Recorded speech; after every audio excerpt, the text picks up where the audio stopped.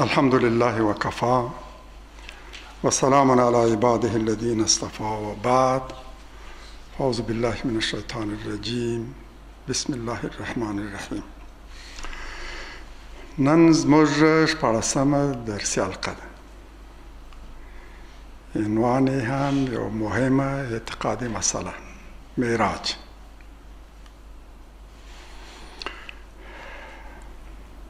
د معراج د څرنګوالي په ارتباط هم په مسلمانانو کې، اسلامي امت کې د اختلافاتو شاهد.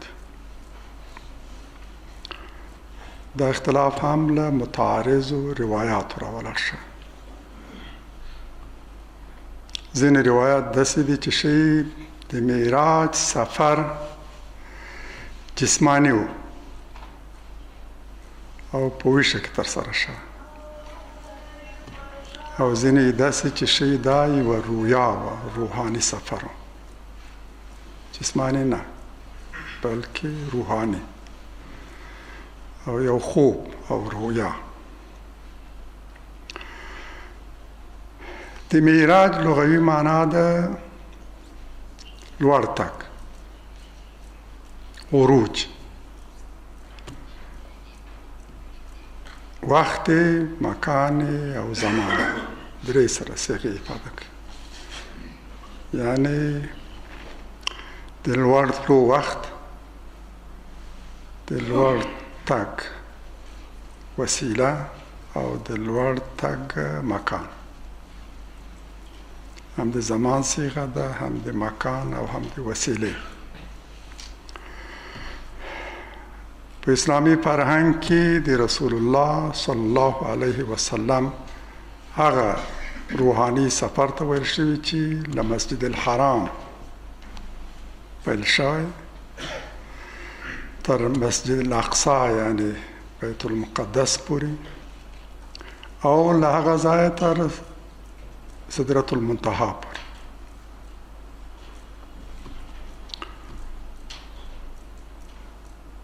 د اسراء او النجم سورتونو کې ورته په مجمله توګه اشاره شوه، یعنی چې دا موضوع هم په قرآن کې څېړل شوې ده او په قرآن کې دې ته څو آیاتونه مختص شوي، او هم په ګڼ شمېر روایتونو کې. د ټولو روایتونو شمېر نږدې شاوخوا 25 روایتونه. د قرآن له دې آیاتونو په څرګنده توګه معلومیږي چې د رسول الله صلی الله علیه وسلم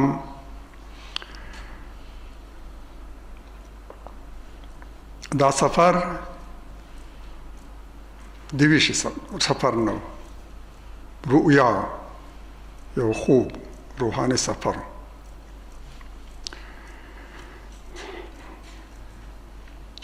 په دې ارتباط د قرآن لارښوونې تر ډېره حده پورې څرګنده او روښانه دي. تفصیل ته به انشاءالله راشو. په ډېر وضاحت سره د مخاطب وړاندې دا قضیه ایښه. که دا جسمانی سفر وای او پیغمبر علیه السلام په ویښه پورته اسمانونو ته تللی وای، لکه ځینې چې فکر کوي، نو په قرآن کې به په دومره تفصیل او وضاحت سره دا موضوع بیان شوی و چې هیڅ چاته به د شک مجال نه و.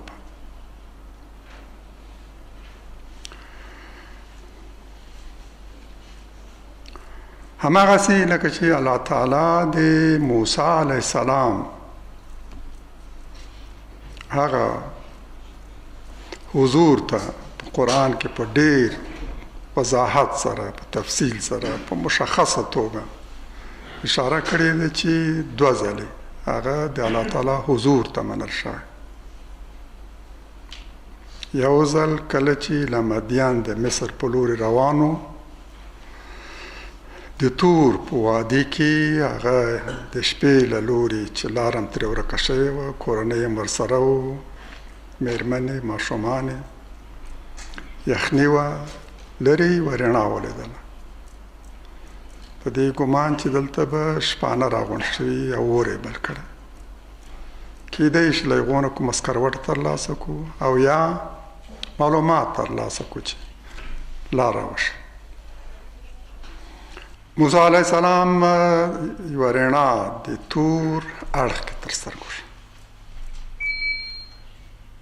ګمان یې دا و چې دلته به شپانه راغونډ شوي. ښایي د لارې په ارتباط معلومات ترلاسه کړو. د دوی نه لاره ورکه شوې او یا هم کیدای شي کوم سکروټه ترې واخلو او راشو دلته ځان پرې تود کړو. په همدې تمه هغه لوري ته ورخوځېدل. یوه خفي تجلي تر سترګو شوې. هلته د تور شي اړخ کې له یو مبارکې ساحې د ونې نه، د شنې ونې نه هغه یو غږ واورېدو چې زه رب العالمین یم. موسی کپۍ دې وباسه، ته په سپېڅلي ځای کې، زه رب العالمین یم. همالته په پیغمبري مبعوث شو. قصه هم په قرآن کې په ډېر تفصیل سره داسې وضاحت سره راغلی چې نه د مناقشې مجال پاته کېږي کې او نه د جدل او د نزاع. او دا د موسی علیه السلام لپاره یو معراج و، لوړ تګ، معنوي لوړ تګ.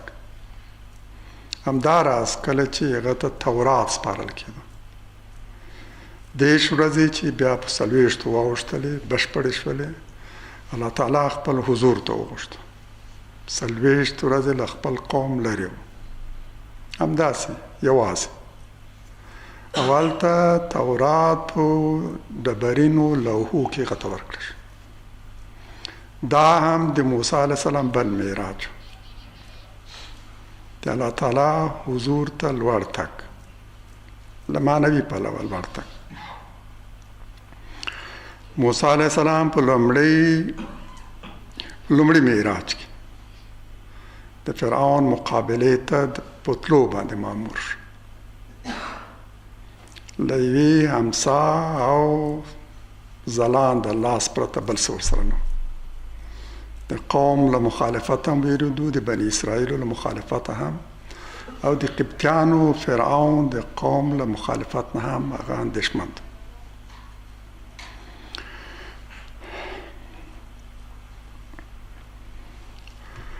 دا په حقیقت کې د موسی علیه السلام معراج او دا موږ ته ښیي چې معراج څنګه وي. لوړ اسمانونو ته تګ یې که د ځمکې په سر یو عملي بیلګه، عملي تفسیر د معراج معنوي لوړ تګ دقیق عملي تفسیر هم ده. او له دې نه معلومیږي چې د پیغمبر علیه السلام معراج به هم همدغسې په همدې ځمکه کې و او حقیقت هم همدا ده. فرشتې هم ځان ته معراج لري. قرآن موږ ته وایي چې د فرشتو د یوې ډلې معراج هر 50,000 کاله وروسته، په هرو 50,000 کلونو کې یو ځل دندې او ماموریت ورته وسپارلی شي، ځي عالم کې خورېږي، 50,000 کاله وروسته بیرته برځي او بیا نوي دندې او ماموریتونه ترلاسه کوي. یعنې د یوې ډلې معراج هر 50,000 کاله وي. او د مؤمن معراج هم د ده لمونځ دی. د مسلمان مؤمن معراج د هغه لمونځ دی. په لمانځه سره هغه بر اسمانونو ته نه ځي، له معنوي پلوه لوړ دروي. د معراج په اړه د اختلاف ستونزه له متعارضو روایاتو راولاړه شوه. که متعارض روایات نه وای او د قرآن وینا وروستۍ وینا ګڼل شوې وای او هغه روایات حذف شوي وای چې د قرآن له وینا سره تعارض لري، نو امت به له دې ستونزې سره نه مخامخ کېده. هېچا به په دې ارتباط اختلاف نه کول چې معراج څنګه. هر چا به ویل چې معراج به هماغسې و لکه د موسی علیه السلام معراج. او معراج یوه رویا ده ځکه چې قرآن ورته رویا ویل. له دې اختلاف په اسلامي امت ژغورل شوی. غوره دا ده چې د بحث په پیل کې د معراج اړوند آیاتونه په دقت سره له نظره تیر کړو. قرآن فرمایي سبحان الذي اسرى بعبده ليلا من المسجد الحرام الى المسجد الاقصى الذي باركنا حوله لنريه من آیاتنا انه هو السميع البصير. الاسراء لومړی آیات. په دغه مبارک آیت کې د معراج اړوند دا لارښوونې زموږ مخې ته ایښودل شي. ترجمه د آیات همداسې ده. پاکي د هغه ذات ته چې یوه شپه دقیق متوجه اوسئ. یوه شپه یعنې پیغمبر علیه السلام یوه شپه بیول شوی. خپل بندی له مسجد الحرام تر مسجد الاقصی پورې بوت. فلسطین کې د یهودانو معبد مسجد الاقصی د مسلمانانو لومړی قبله. له مسجد الحرام نه تر مسجد الاقصی پورې پیغمبر علیه السلام بیول شوی، خو د شپې له لورې. دې ته متوجه اوسئ چې د شپې له لورې د انسان طبیعت داسې دی چې لوی لوی آیتونه هم نشي لیدلی، غرونه هم نشي لیدلی. نور څه خو پرېږدي چې لوی لوی نشي، لکه ستر ستر غرونه هم نشي لیدلی. انسان هم داسې جوړ شوی دی. د لیدلو لپاره رڼا ته ضرورت دی. له رڼا پرته څه نشي لیدلی. او پیغمبر علیه السلام د شپې بول شوی. له دې آیته معلومیږي چې قضیه څنګه ده.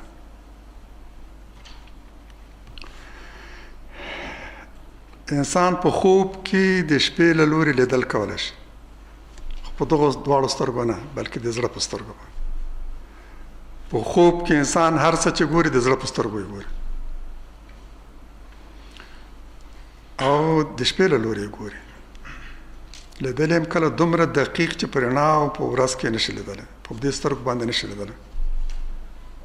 له ماضي هم خبرېږي، له مستقبل هم خبرېږي، او صحنې هم په ډېر دقیق توګه ډېر سریع په لنډ وخت کې ډېر شان ګوري. خوب هم داسې دی. د شپې له لورې په تیاره کې څه ګوري، خو په خپلو دغه د مخ سترګو سره نه، بلکې د زړه په سترګو ګوري. قرآن هم داسې وایي.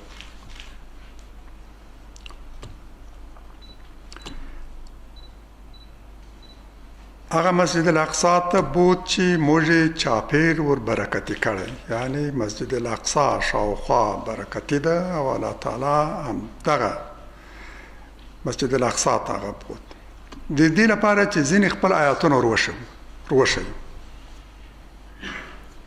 یعنی پیغمبر علیه السلام ته الله تعالی غوښتي چې ډېر څه وروښیي، په ځمکه کې هم او په اسمانونو کې هم.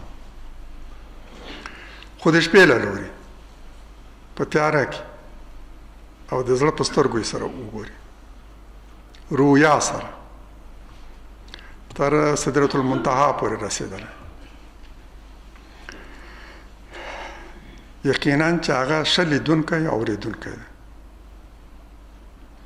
موسی علیه السلام یې پورته د غره د تور غره ډډې ته وغوښتو، ډېر څه یې هغه ته وروښودل. له معجزو سره یې د فرعون لوري ته ولېږه، او پیغمبر علیه السلام یې همداراز په دې سفر بوت چې ډېر څه وروښیي. په دغه مبارک آیت کې د معراج اړوند دا لارښوونې زموږ مخې ته ایښودل شوي. اول دا سفر په شپه کې ترسره شوی. له مسجد الحرام تر مسجد الاقصی پورې بیول شوی. د سفر موخه دا وه چې الله تعالی خپل آیاتونه وروښیي. په دې اړه چې خلکو څه ویلي، الله تعالی اورېدلي، ځکه هغه سمیع دی. ان الله سمیع. د آیات په پاک هم داسې وشي. په دې سفر کې چې پر رسول الله صلی الله علیه وسلم څه تیر شوي، الله تعالی هغه لیدلی، ځکه هغه سمیع او بصیر دی. د آیات په پاک هم دا ورشي. نو د دې سفر په ارتباط چې په قرآن کې څه ویل شوي د هغه الله له لورې ویل شي چې هغه سمیع دی، هر څه یې اورېدلی او هغه بصیر دی، هر څه یې لیدلی.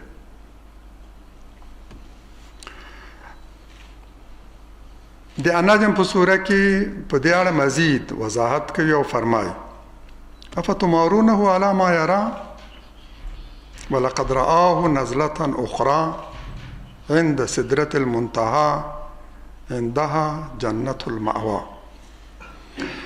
نو آیا لغه سره یعنی د پیغمبر علیه السلام سره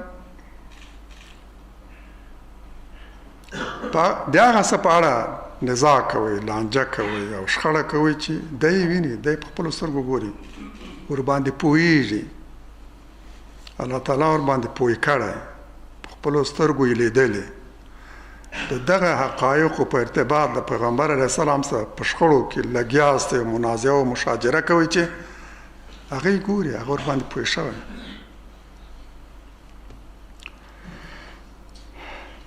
په داسې حال کې چې هغه یو ځل بل هم لیدلی و. څوک یې لیدلی و؟ په دې کې متاسفانه سره له دې چې الفاظ ډېر صریح او واضح دي، د امت ترمنځ د اختلافاتو شاهد ځینې بې ځایه اصرار کوي او په دې باور دي چې ګواکې پیغمبر علیه السلام الله تعالی په دې سفر کې په خپلو سترګو لیدلی او یو ځل بل هم لیدلی. په داسې حال کې چې قرآن کاملا دا مشتصر په صراحت سره وایي جبرائیل علیه السلام هم په د معراج په سفر کې لیدلی، سدرة المنتهى کې لیدلی او هم یې تر دې یو ځل مخکې داسې لیدلی چې د قاب قوسین په څېر هغه ته ورنږدې شوی. هماغه لومړی وحی چې هغه ته د جبرائیل علیه السلام په لاس راوړل شوی. د قرآن آیاتونه ښیي چې پیغمبر علیه السلام جبرائیل په خپل شکل صورت کې 2 ځلې لیدلی. یو ځل داسې چې دا ټول افق ورباندې ډک او بل ځل په د معراج د سفر روحاني سفر په جریان کې.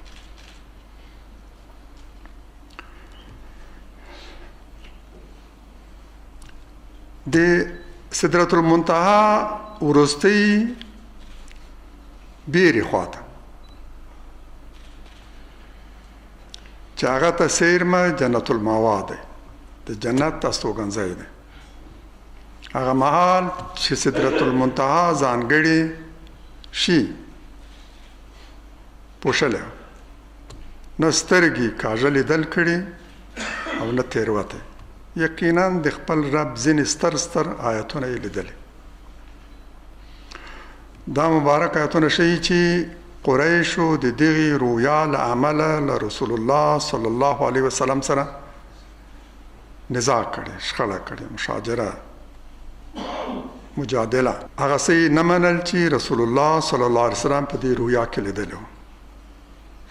دا ورته ګرانه وه چې باور وکړي پیغمبر علیه السلام یوه شپه یا د شپې په یوې برخه کې له مسجد الحرام تر مسجد الاقصی پورې رسېدلی، بیا لوړ تللی لومړي اسمان ته، دویم، درېیم، څلورم، پنځم، شپږم، اووم اسمان ته، سدرة المنتهى ته رسېدلی او بیرته راستون شوی په داسې حال کې چې بستر یې لا تود.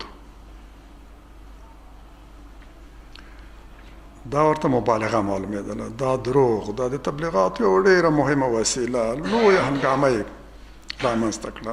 شدید تبلیغات د پیغمبر علیه السلام په ضد شروع کړل او خلکو ته هم دا ویل آیا منې چې پیغمبر علیه السلام د په یوه شپه تر له 7 اسمانونو تېر شوی؟ د پیغمبر علیه السلام ټولې خبرې همداسې دي، مبالغه، د حقیقت خلاف. تبلیغات یې پسې پیل کړل، شدید تبلیغات.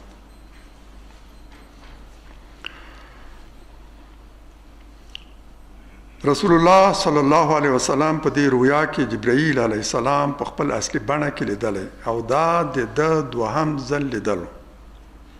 آیت هم داسې وایي دا لیدنه په سدرة المنتهى کې شوې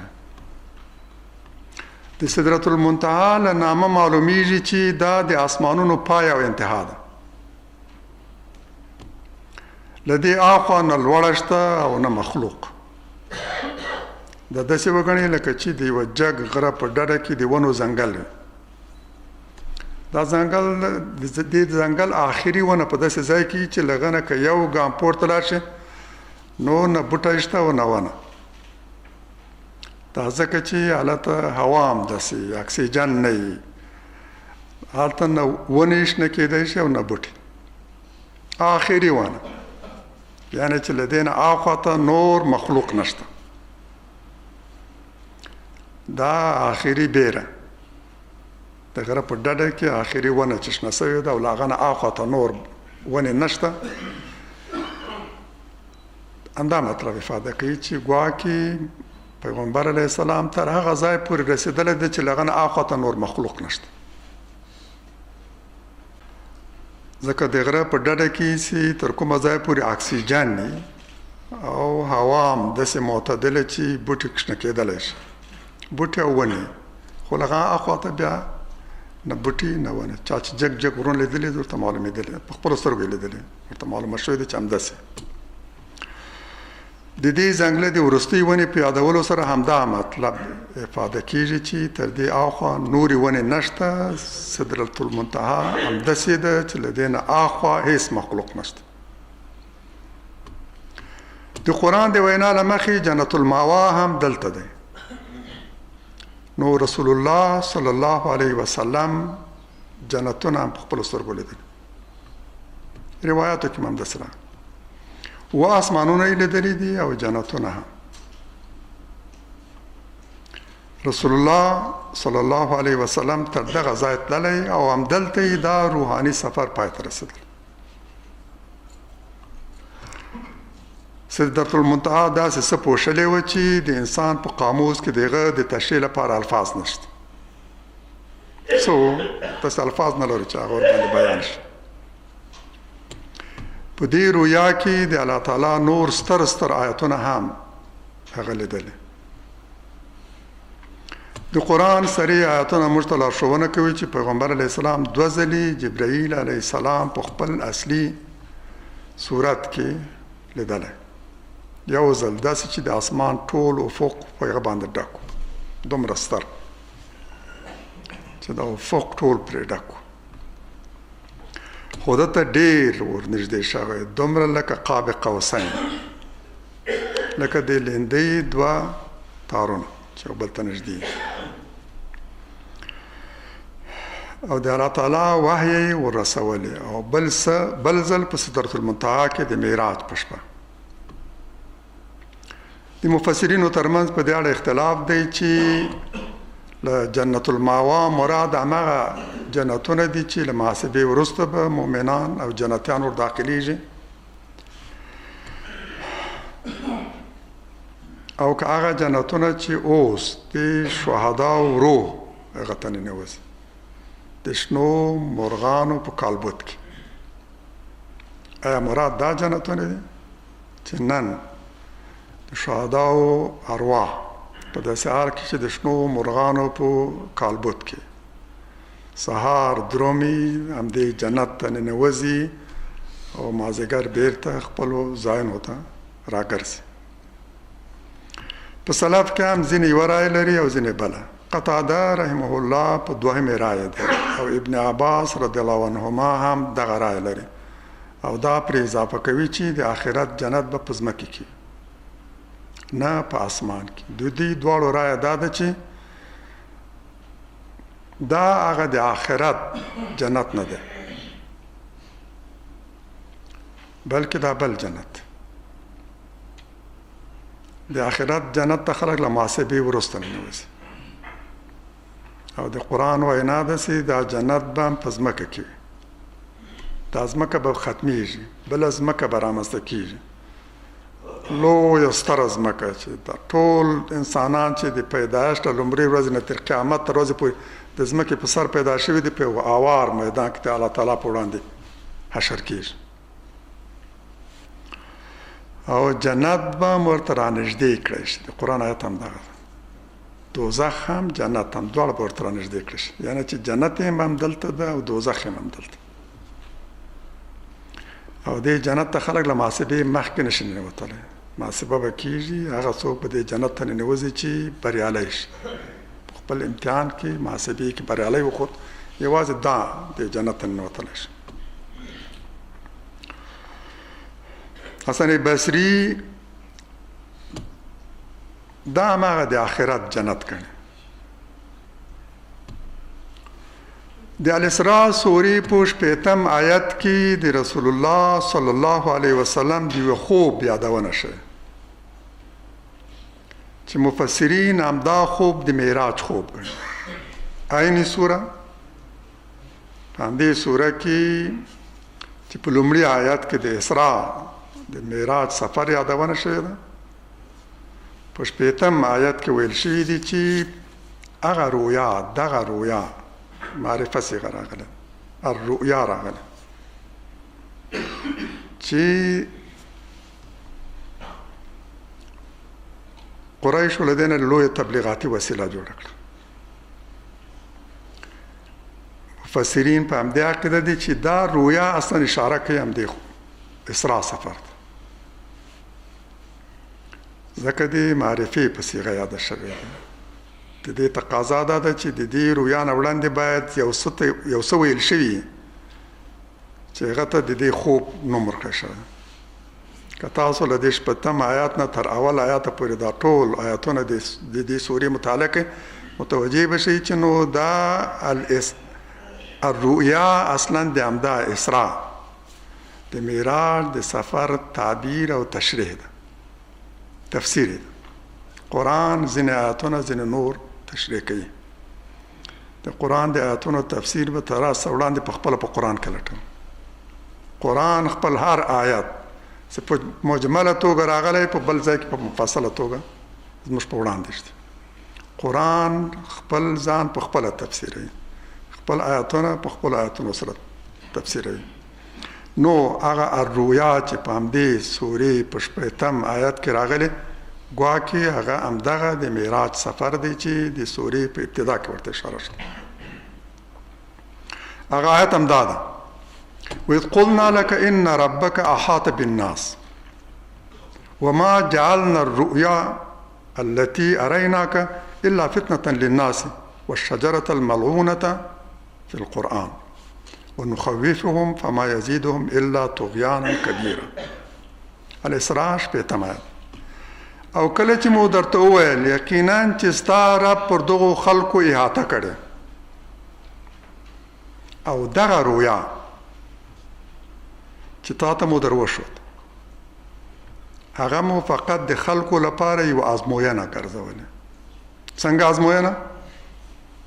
مسلمانانو ته ډېره ګرانه وه چې دا خوب ومني. قریشو خو له دې نه ستره تبلیغاتي وسیله جوړه کړه، یوه ستره ازموینه وه د ټولو لپاره. دا کومه رویا ده چې د ټولو لپاره یوه ستره ازموینه منلې. د ابوبکر رضی الله عنه په څېر ستر او قوي او مضبوط ایمان پوښتنه یې کوله چې چا ورته ویل چې ابوبکر پوهېږې ستا یار څه ویلی دی؟ وایي که هغه ویلي دی نو رښتیا ده. دغسې ایمان پکار و، داسې مضبوط قوي ایمان. معلومه نه ده څونه به له ایمانه اوښتي. دا خبره به د خپل عقل نه ډېره لوړه ګڼلې، باور کولو ایمان پرې راوړلو ته ګران معلومه شي. نو یقینا چې دا یو ازموینه وه.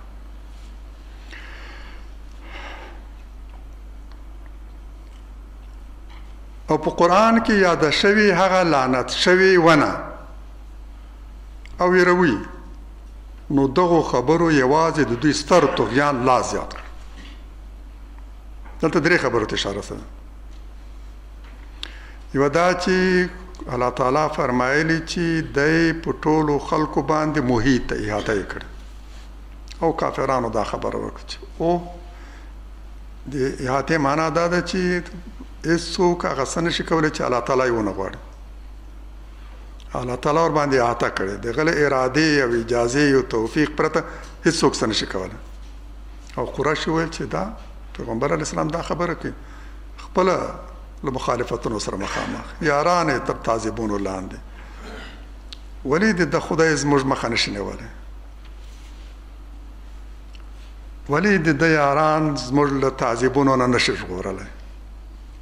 دا څنګه احاطه ده، څنګه ومنو چې د الله تعالی د اذن او اجازه او توفیق پرته هیڅوک څه نشي کولی. ځکه الله تعالی په ټولو باندې محیط ده، مسیطر ده، مسلط ده، د ده له توفیق پرته هیڅوک څه نشي کولی. یو دا موضوع چې ډېر تبلیغات د پیغمبر علیه السلام په خلاف پیل کړل. او بل هغه رویا، دغه رویا ویل شوي هم په همدې صیغه، دغه رویا، دا رویا کومه ده؟ همدغه رویا چې په دې سوره کې راغلې ده. د سورې په ابتدا کې ورته اشاره شوې ده. یو څه پیغمبر علیه السلام ته ښودل شوي دي. په لومړي آیات کې همدا ویل شوي دي چې تا ته مو د همدغه سفر په دوران کې ډېر لوی لوی ستر ستر آیاتونه وښودل. ښودل رویا هم دې ته وایي، لیدلو ته وایي. یو د خوب لیدل دي او یو د ویښې لیدل. الله تعالی پیغمبر علیه السلام ته په خوب کې ډېر شیان ښودلي. د سورې ابتدا کې هم دې ته اشاره شوې ده او دلته اشاره وړاندې شوې ده چې دغه رویا چې تا ته مو در وښودله او له دې نه مو د خلکو لپاره د ازموینه وګرځوله او هغه لعنت شوي ونه چې په قرآن کې یادونه شوې دا هغه د زقوم ونه ده. قرآن کې یادونه شوې ده. د دوزخ په تل کې به ټوکېږي، راشنه کېږي او همدا به د دوزخیانو خوراک. قریشو دا تبلیغات پیل کړه چې ونه په اور کې او هغه هم د دوزخ په اور کې راشنه کېدل، دا کوم عقل منلی شي، دا کوم منطق منلی شي؟ قریشو ته هم دا خبره د منلو وړ وه او له دې نه یې لویه تبلیغاتي وسیله جوړه کړه، لویه هنګامه. خو نن هم هماغه خلک شته چې د قریشو په لار درومي او عین خبر کوي. سروش د بریتانیا نواندیش فیلسوف، بی بی سی ورته د فیلسوف نواندیش نوم ورکړی. دغه هم یو اعتراض په قرآن باندې هم دا ده او وایي چې په دوزخ کې د یوې ونې راشنه کېدل د دوزخ په څېر اور کې دا یو تناقض دی. هغه وایي د عقل خلاف، د علم خلاف. ما هغه ته په ځواب کې لیکلي دي چې متاسفانه چې ته د دې په بریتانیا کې خو د دغه شیانو له درک عاجز. دا اوس دغسې مایکروویو لرو، داسې مایکرو داشونه چې په هغې کې ته په ټوټې کې یو شی کښېږده، څو ثانیې ورباندې تېرې شي، ډوډۍ دې پکې ایښې ده پوره ګرمه لکه چې نوی دې له اور له تنور راایستلې، اما ټوټه سړه دسترخوان کې کښېږده، په دې داش کې کښېږده او یو دقیقه ورته ورکړه، ګوره ډوډۍ به همداسې راوځي چې کاملا به لکه له تنور نه چې راوتلې ګرمه وي. اما دا ستا دسترخوان به سوړي، یو ګرموي او سوځوي کې ډېر پرېږدي هغه ډوډۍ سوځي. پلاستیک کې، په رابړ کې غوښه ږدي او پخېږي. رابړ چې لاس ور وړي سوړ ده، همداسې لوښي جوړ شوي دي چې هغه اصلا دي د رابړ. غوښه کې اچوي او په دې داش کې ږدي، غوښه په همدې داش کې پخېږي، اما دا رابړي لوښی سوړ دی. یعنې د دوزخ اور به داسې چې یو څه سوځوي او بل څه هم سوړ یخ پرېږدي. قرآن موږ ته دا هم وایي چې دا دوزخ به حتی هغه پېژني چې د سوځولو وړ دي، د ویرېتولو وړ دي، د نورو له منځه بې راباسي او په نامه به یادوي چې راځه ستا ځای دلته ده. قرآن موږ ته هم دا وایي یعنې دا اور د دنیا د اور په څېر نه دی، پوهېږي څوک د بریتولو ده، د نورو له منځ نه بې راباسي، او پوهېږي څوک وسوځوي او څوک ونه سوځوي. نو داسې اور شته چې ځینې سوځوي او ځینې نه سوځوي. ته په دې محدود علم او پوهې او عقل سره د دې له درک عاجز. یعنې قریشو هم له دې نه د ستره تبلیغاتي وسیله جوړه کړې وه، او اوس هم د قریشو په مذهب چې څوک ولاړ دی هماغه عین کار کوي، هماغه تبلیغات کوي. نو دغه فتنې او ازموینې د هغوی طغیان لا هم زیات کړ، ډېر بدمستي سره د پیغمبر علیه السلام په خلاف جدي شدید تبلیغات شروع کړل.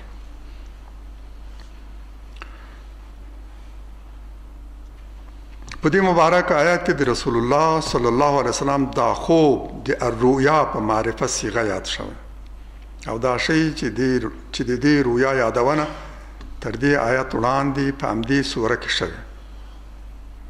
کله چې دقت وکړو او مخکني آیاتونه له نظره تیر کړو نو راته جوته کېږي چې په دې سره د همدې سورې لومړي آیت ته اشاره شوې ده چې وایي سبحان الذي اسرى بعبده ليلا من المسجد الحرام الى المسجد الاقصى الذي باركنا حوله لنريه من آیاتنا انه هو السميع البصير. الله تعالی خپل پیغمبر ته د آیاتونه او الهي نشي په همدې رویا کې ورښودلې، یعنی دا اسراء او د آیاتونو ښودنه همدا رویا ده. ځینو ته دا خبره ډیره ګرانه معلومیږي چې د خوب په حقیقت نه پوهېږي.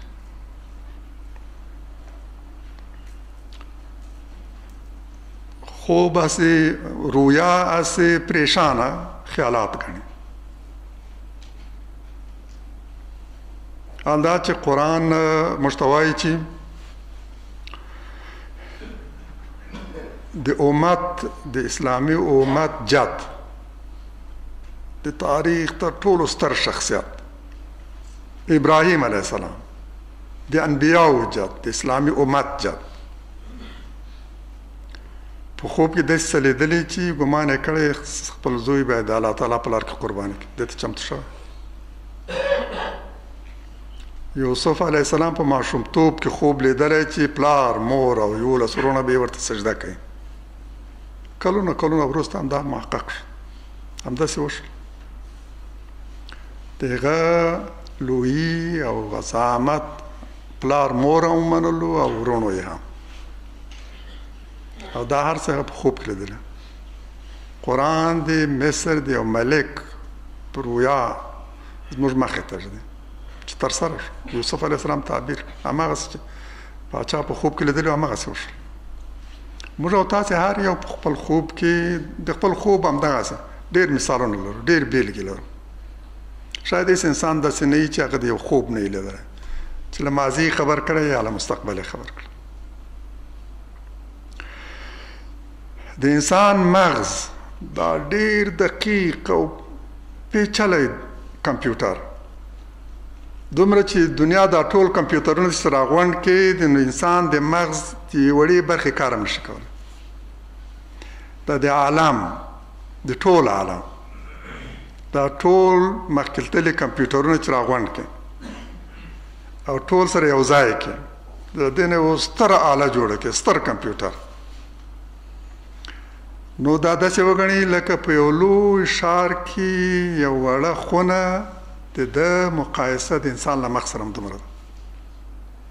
په یو ستر ښار کې یو وړه خونه داسې وګڼئ چې دا ستر ښار د انسان مغز ده، او دا لوی د ټول عالم د کمپیوټرونو یو ځای شوي کمپیوټر داسې ده لکه یو خونه په دې ښار کې. د انسان د مغز کمپیوټر دومره مخکې تللی ده. دا مغز یو شیبه هم آرام نه پاتې کېږي، یو شیبه هم خوب نه کوي، د شپې او د ورځې مصروف وي.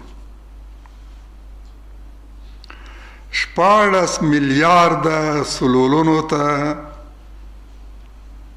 همدا دماغ لحظه په لحظه رسېدنه کوي. خوراک ورسوي، څښاک ورسوي، ویټامینونه ورسوي، غذایي مواد ورسوي، ټول ضروري مواد ورسوي، پوښتنې کوي، له حالت یې خبرېږي، لحظه په لحظه ورسره تماس لري او اضافي مواد یې راباسي او بیا له بدنه خارجوي. زړه یې لګیا یې شپه ورځ کار کوي، دماغ یې کنټرولوي، دماغ ټول د بدن یې، یعنې د ځمکې د 7 میلیارده نفوس نږدې 2.5 برابره.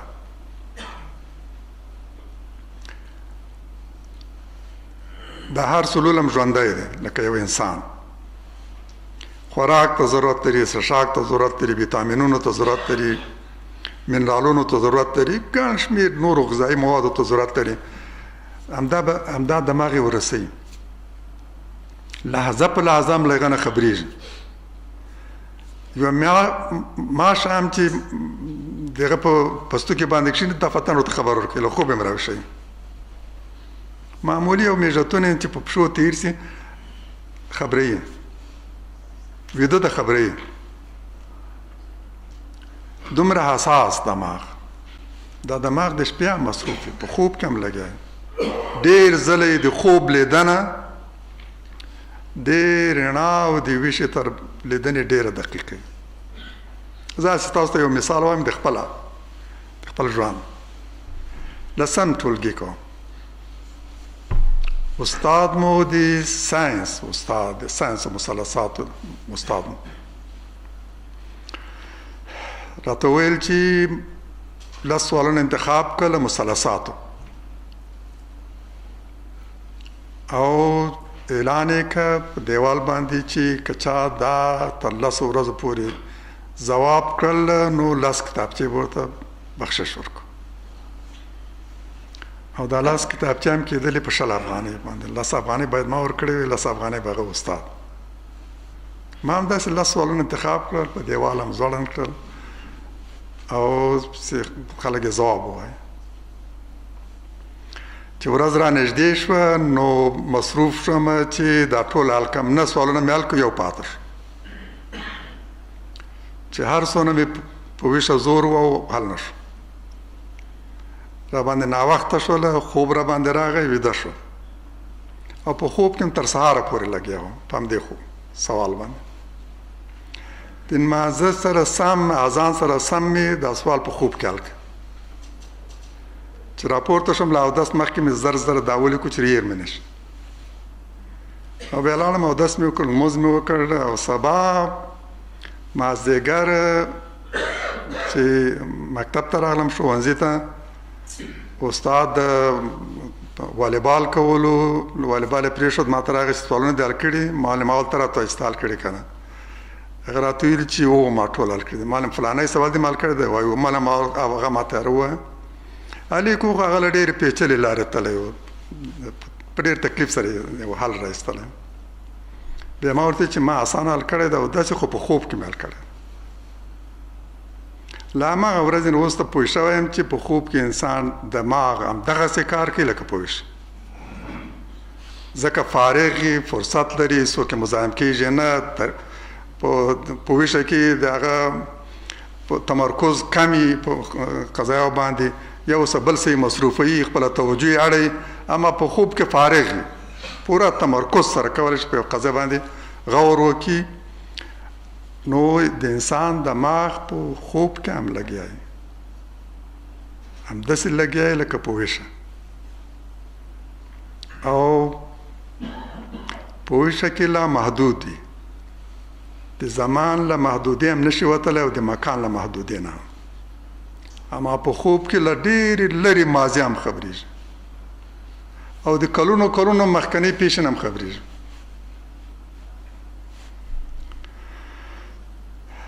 یعنی چې انسان په خوب کې هم ډېر شیان درک کولی شي. ښه به چې د خوبونه او تعبیرونه کتاب ولولئ، ما په دې کې ډېر زیات خوبونه راغونډ کړي دي، خپله هم او د ډېرو نورو هم. د قرآن خوبونه مې په هغې کې تشریح کړي دي او د ډېرو نورو ورونو خوبونه هم چې ما ته رارسېدلي دي هغه مې کې رااخیستي دي. نو په هغې کې به تاسو ته معلومه شي چې دا رویا هسې هم یوه عادي مسله نه ده، ډېره مهمه مسله ده. قرآن د هغې یادونه کړې.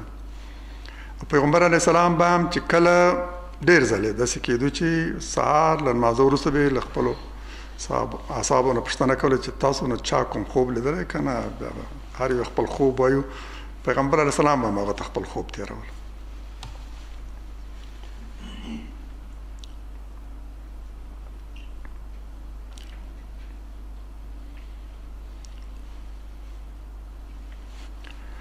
ځینو مفسرینو د رسول الله صلی الله علیه وسلم دا رویا د معراج اړوند رویا ګڼي. د نورو دلایل ترڅنګ وایي د پیغمبر علیه السلام دا رویا په همدې سورې کې راغلې چې د اسراء او معراج یادونه پکې شوه. دوهم د معراج پرته د پیغمبر علیه السلام بله داسې رویا نه مومو چې د دشمنانو لپاره د فتنې او ازموینې باعث شي او د دشمن طغیان لا زیات کړي. یعنی دا هر څه فقط یوه رویا وه چې پیغمبر علیه السلام ته په خوب کې ښودل شوه. خلکو ته دا رویا یوه ازموینه وه. ځینو ته یې منل ګران، ځینو هغه له ځانه جوړه شوې قصه وګڼله، ځینو د تبلیغاتو لپاره وکاروله او ویل به چې دا پیغمبر اوس ادعا کوي چې په یوه شپه کې تر مسجد الاقصی پورې تللی، د ټولو پیغمبرانو علیهم السلام امامت یې کړی، تر اووم اسمان پورې رسېدلی، په هر اسمان کې یو پیغمبر لیدلی، جنت او دوزخ یې په خپلو سترګو لیدلی او دې ته ورته نور. دا رویا د دوی لپاره داسې فتنه وه لکه په قرآن کې چې د دوزخیانو په اړه یادونه وشوله چې خوراک به د زقوم هغه تریخ بوټی وي چې د دوزخ په تل کې به راټوکېږي. قریشو دا تبلیغات پیل کړه چې آیا په اور او هغه هم د دوزخ په څېر ستر اور کې د بوټي او ونې راشنه کېدا ممکنه ده؟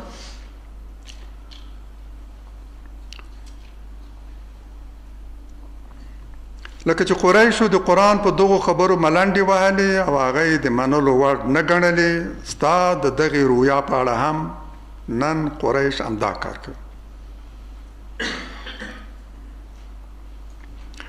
د اسراء او معراج اړوند آیاتونو کې قرآن دا هم ویلي چې ما کذب الفؤاد ما رأى. النجم 11 آیات. زړه چې څه لیدلي دروغ یې نه دی ویلي. یعنی په دې ملکوتی سفر کې پیغمبر علیه السلام چې څه لیدلي د خپل زړه په سترګو یې لیدلي. ما کذب الفؤاد ما رأى. زړه چې څه لیدلي نو دروغ یې نه دی ویلي په دې ارتباط. یعنی پیغمبر علیه السلام په دې سفر کې د زړه په سترګو لیدلي، نه د مخ په سترګو. او تاسو پوهېږئ چې دا رویا دی چې په هغې کې خلک هر څه چې ګوري د زړه په سترګو یې ګوري، نه د مخ په سترګو باندې. دا کافي ده چې ووایي دا یوه رویا وه، ځکه زړه لیدلی دی نه سترګو. او دا زړه دی چې په رویا کې څه ګوري. پوه شئ که زړه څه نه ګوري، سترګې یې ګوري. دا خوب دی چې انسان په هغه کې د زړه په سترګو باندې څه ګوري. ټولې صحنې په داسې حال کې ګوري چې سترګې پټې دي، اما زړه یې لګیا دی دا هر څه ګوري.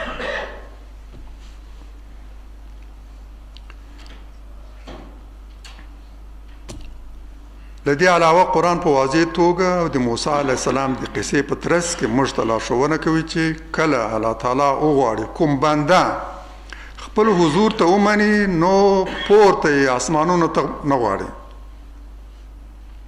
هلته یې په عرش کې نه ګوري، هغه د ځمکې په سر خپل حضور ته مني. هماغسې لکه چې موسی علیه السلام د تور په اړخ کې خپلې خواته وغوښت، په یوې خفي تجلي سره یې د تور اړخ ته تلو ته وهڅولو. او لومړی هم یوه اشاره وه، یو تجلي وه خو خفیفه، چې موسی علیه السلام وهڅوي دغه لوري ته لاړ شي. لومړی تجلي چې هغه لیدلې خوځېدلی دی هماغه لوري ته. او بیا چې بل وخت د هغه په زړه کې دا تمنا را پیدا شوې ده چې خدای ما ته ځان راوښیي چې ودې ګورم. الله تعالی فرمایلی چې ته مې په دغو سترګو لیدلی نه شي، خو دې غره ته وګوره، که زما د تجلي په وړاندې تم شو نو ته به مې هم حتما وګورې. خو کله چې الله تعالی د غره لوري ته تجلي کړې، غر ټوټې ټوټې شوی او موسی علیه السلام بې سده شوی. چې را په سد شوی ده نو ویلی دي سبحان الله، پاکي تا ته ده، توبتو الیک، توبه مې وکړه تا ته. او زه لومړي مؤمنانو یم چې په دې حقیقت باندې پوه شوی یم چې انسان په دغو سترګو ناتوان او کمزورو سترګو د الله تعالی د لیدلو توان نه لري. له ما نه هسې لویي شوې ده، ځان راته سترګه نه معلوم شوی، ستا د لیدلو تمنا مې کړې.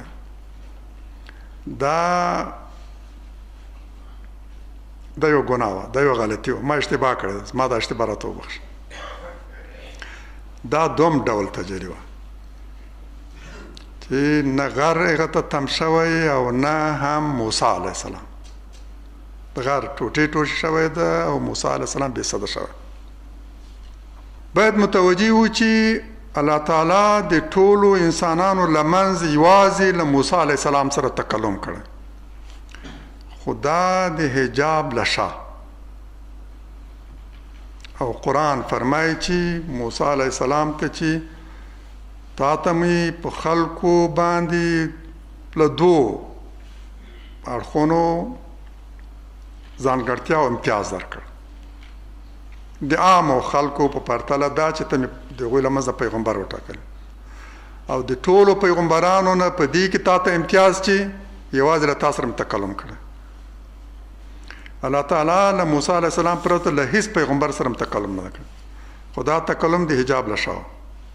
تکلم داسې چې موسی علیه السلام د الله تعالی غږ اورېدلی، په مطلب یې پوه شوی. مسلمانانو کې یوه ډله داسې هم ده چې دا نه مني چې الله تعالی د تکلم وکړي، وایي چې الله تعالی اعضا او غړي نه لري، د تکلم لپاره شونډې پکار دي، ژبه پکار ده، حنجره پکار ده، حنجرې کې تارونه پکار دي چې غږ ترې ووځي. نو الله تعالی له دې ټولو نه مستغني دی، نو ځکه هغه ته د تکلم نسبت صحیح نه دی. اما په داسې حال کې چې قرآن کاملا صریح دی، دا قرآن د الله تعالی کلام دی، او قرآن په دوه آیتونو کې موږ ته همدا وایي چې الله تعالی تکلم کړی د موسی علیه السلام سره تکلم شوی. موسی علیه السلام اورېدلی، په خبرې پوه شوی، هغه ته ویلي په لاس کې د څه دی؟ وایي عصا. څه ورباندې کوي؟ په دې کله تکیه کوم او کله هم خپلې رمې ته پاڼې راتویم او څه نور کارونه ورباندې کوم. بیا یې ورته الله تعالی فرمایلی چې واچوه، اچولې ده. یعنی چې موسی علیه السلام د الله تعالی غږ اورېدلی، په کیفیت یې له الله تعالی پرته بل څوک نه پوهېږي، اما تکلم شوی. او قرآن موږ ته وایي چې ستا دا دوه شونډان او ژبې په دې دلالت کوي چې ستا رب هم د کلام په صفت باندې متصف ده. دا ستا دوه شونډان او ژبه، دا ستا سترګې شهادت ورکوي چې ستا خدای بصیر ده، ځکه دا د ستا د خالق د همدې صفت مظهر دی. ستا دوه سترګې د الله تعالی د دغه صفت مظهر دی چې هغه بصیر دی. چې زه انسان یم او لیدل کولی شم، نو زما خالق به حتما لیدونکی. چې زه انسان یم تکلم کولی شم، نو زما رب به حتما په همدې صفت متصف. قرآن موږ ته وایي، او دا زما دوه شونډې او ژبه به همدې ګواهي ورکوي چې زه د خلکو ترمنځ د ښه او بد قضاوت کولی شم، زما رب به حتما په دې صفت متصف چې هغه به زما او د خپلو د نورو بندګانو د عملونو په ارتباط د قیامت پر ورځ قضاوت کوي، پرېکړه وکړي. په ما کې دا صفت شته، زه مخلوق یم، زما دا صفت د الله تعالی د هغه صفت مظهر دی چې دوه کسان په جګړه وګورم، یو ظالم دی او مظلوم ده، هماغه لحظه قضاوت کوم او غواړم له مظلوم نه دفاع وکړم، د ظالم مخه ونیسم او کومې له وسه پوره یې څپېړه او څوکم ورته ورکړم. ما کوم دا خصلت زه انسان یم. د انسان دغه صفت شهادت ورکوي چې الله تعالی دغه خالق رب هغه چې دی پیدا کړی او دا صفت په ده کې شي حتما په همدغه صفت متصف دی. نو الله تعالی له موسی علیه السلام سره تکلم کړی خو د حجاب لا اخوان. موسی علیه السلام غږ اورېدلی.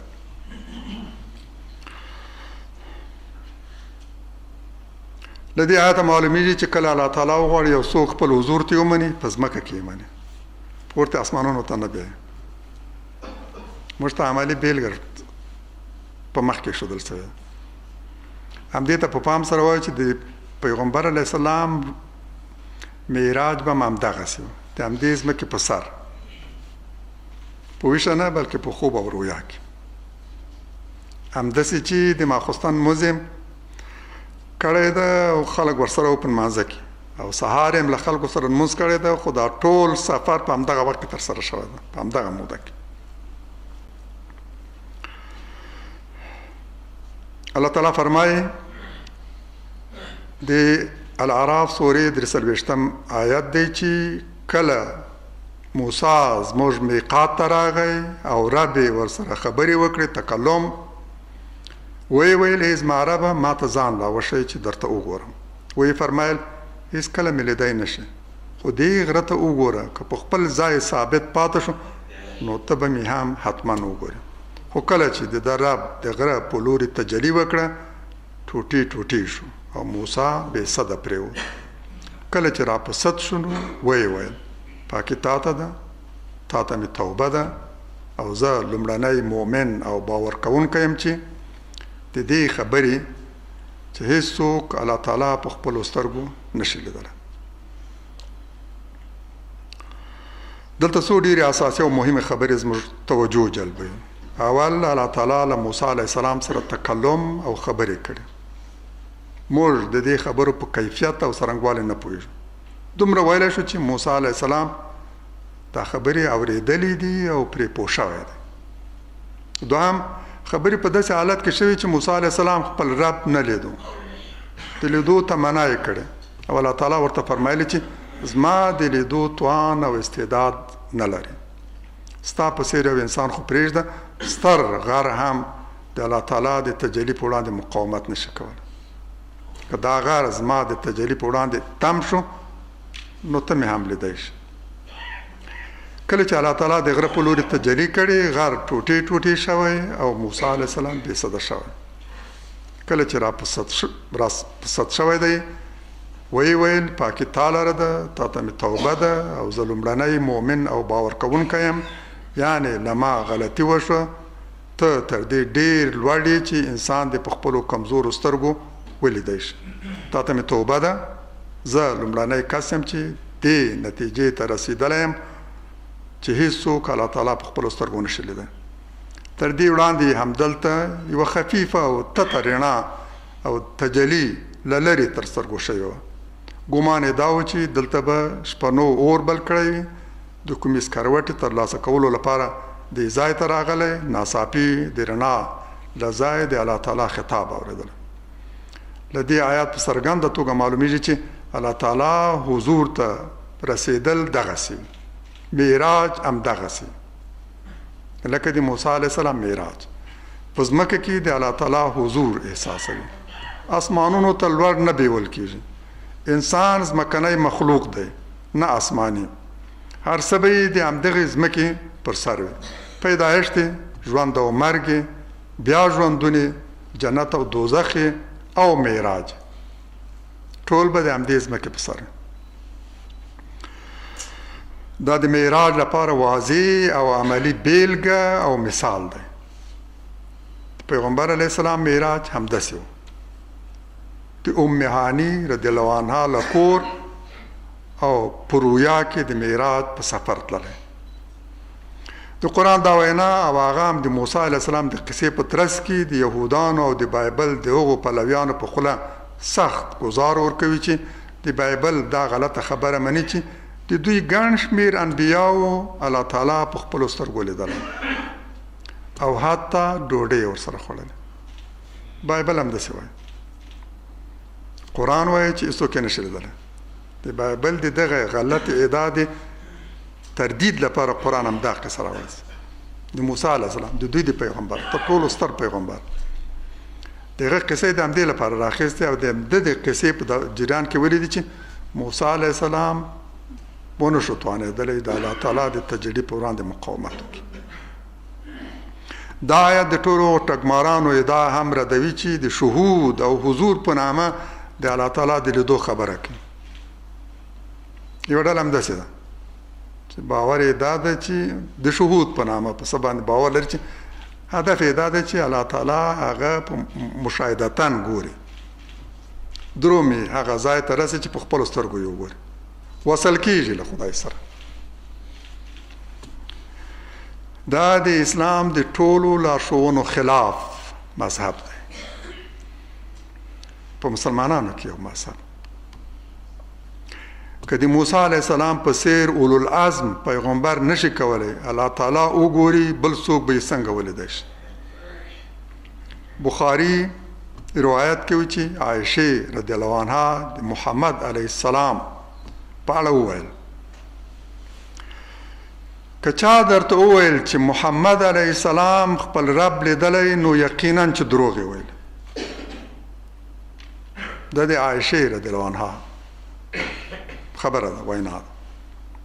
ستر مفسر پیغمبر علیه السلام په حالت تر ټولو ښه خبره هغه وایي چې که تا ته چا وویل چې محمد علیه السلام خپل رب لیدلی نو یقینا چې هغه دروغ وایي. په داسې حال کې چې الله تعالی فرمایي لا تدرکه الابصار وما كان لبشر ان يكلمه الله الا وحيا او من وراء حجاب او يرسل رسولا فيوحي باذنه ما يشاء. په داسې حال کې چې الله تعالی فرمایي چې سترګې لیدای نشي او دای سترګې ګوري.